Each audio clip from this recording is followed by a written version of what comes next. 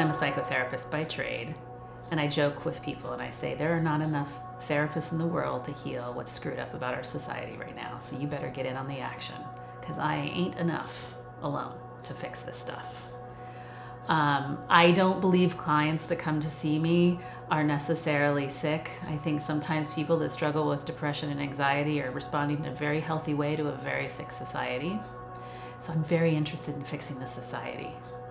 I want to do something bigger than what I do one-on-one with clients. I bring my own personal psychology to play, and I was a lonely kid, you know? I was the kid who, every time mom got a new husband, was displaced. I was the forgotten person again. And so I think there's a real longing that this project touches in me. I go and collect and find the lonely part of me over and over and over again.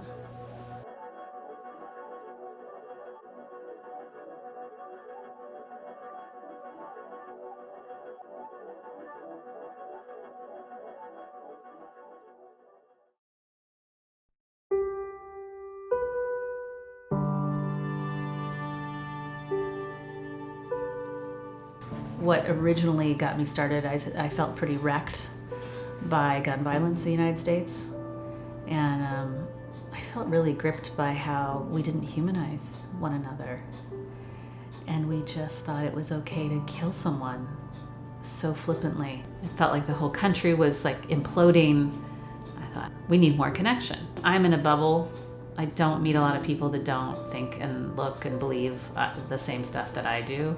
I wanted to also hear from people that clearly feel differently than I feel. So my form of activism was to sit on a sidewalk and listen. The sidewalk is the ultimate equalizer because you'll have just every human sharing the same space, being connected and vulnerable together.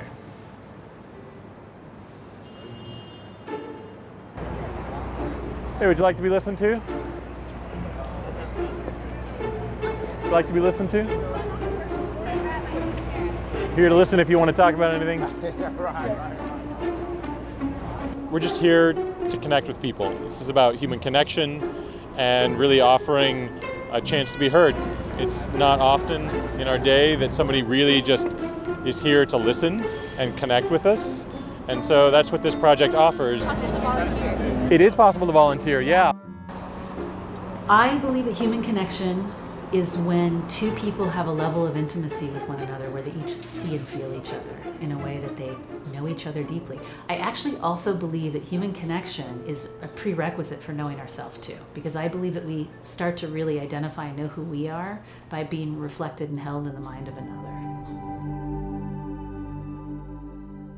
I felt like I said some weird stuff and was still really understood, which is, it's an awesome experience. It was good to kind of be able to have someone who was listening to then ask questions.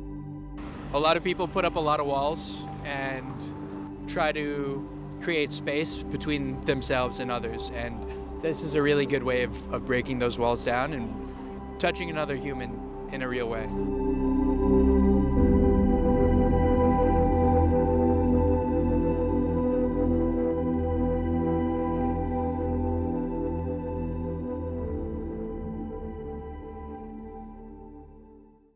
What really worries me about my profession is that I'm finding more and more that a psychotherapist's office is potentially one of the only places people go where they can feel really seen, and that worries me. I believe that when we lack connection and a felt sense of belonging, that we dehumanize each other. When I talk about how our connection to one another has changed over the years, I always feel a little sad, but there are a lot of things that have changed.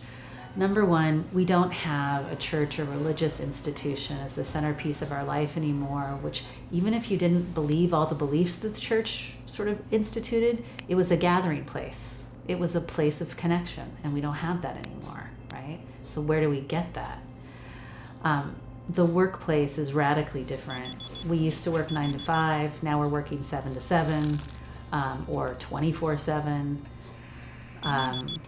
We are expected to be on all the time, and connection isn't really something that happens when we're on in that way. It's happening when we're off. It's happening when we're in our heart or when we're not in our left brain, sort of trying to get shit done. And then, of course, the dreaded tech. There's plenty of research and impact studies now that tech actually does not help our sense of connection because we get a false sense of it. It's like eating McDonald's all day long, thinking that that's sustainable eating. That's not sustainable eating. That's not real connection. And we have gotten comfortable being comfortable. And intimacy is not always comfortable. And I see this really interesting trend that's going on now where when something is uncomfortable, we call it unsafe. And there's a real distinction between safety and comfort. So we lean out of these uncomfortable conversations that we need to have. And in our desire to create more belonging, we will band together ideologically with other people and create more ostracization. When you're in a big city listening, you're going to come across people that you don't normally meet. And what we found in some of our initial research is that listeners also reduce their own implicit bias and assumptions they make about people. The more they come out and listen, they tend to not be as biased. People really get it wrong. They keep getting this idea wrong that we're out there doing street therapy or we're helping people. Here's the scoop. We really do believe that it benefits both people in the interaction. Listeners get just as much out of the exchange as the talkers do. When you're in a situation where literally anybody walking by could sit down and tell you about their lives, for me, that's really changed how I see people. That's just really opened my eyes to just the full range of human experience. I was listening to someone who just got out of prison or homeless people, and sometimes we have that bias as well of, well, someone who's homeless must be very sad or upset. And actually, he was one of the most positive people I've ever met in my whole life. I fundamentally believe that how we hear each other changes the world. And it all starts with, number one, an intention, number two, a skill set, and number three, a willingness to practice. And so I'm hoping that I'm giving people a starting point to practice. You start to really personalize these decisions that you make for your own creature comforts and recognize that, oh no, I have connections with people, and these connections and everything that I do deeply impacts other people. And the more that we convey that in every interaction, I think it ripples out. That from all different political and socioeconomic spectrums, it's important to know that we're all people. We really are very alike. We've been divided a lot recently, so I think things like this really help us get back to kind of the core of who we are and just how we can be better to each other and to ourselves.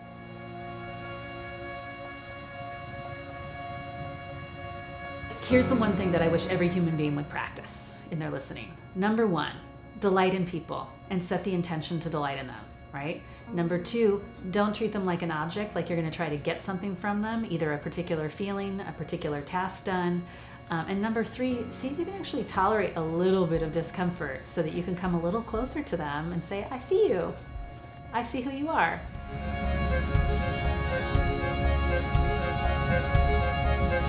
You get to just be a human. When in doubt, delight in this person. Delight in their struggle, delight in their joy, delight in their face, delight in the tone of voice that they're using, delight in how they move. Don't worry about where you're taking them or where they're taking you or whether you help them. Let that go. Just show up and be human.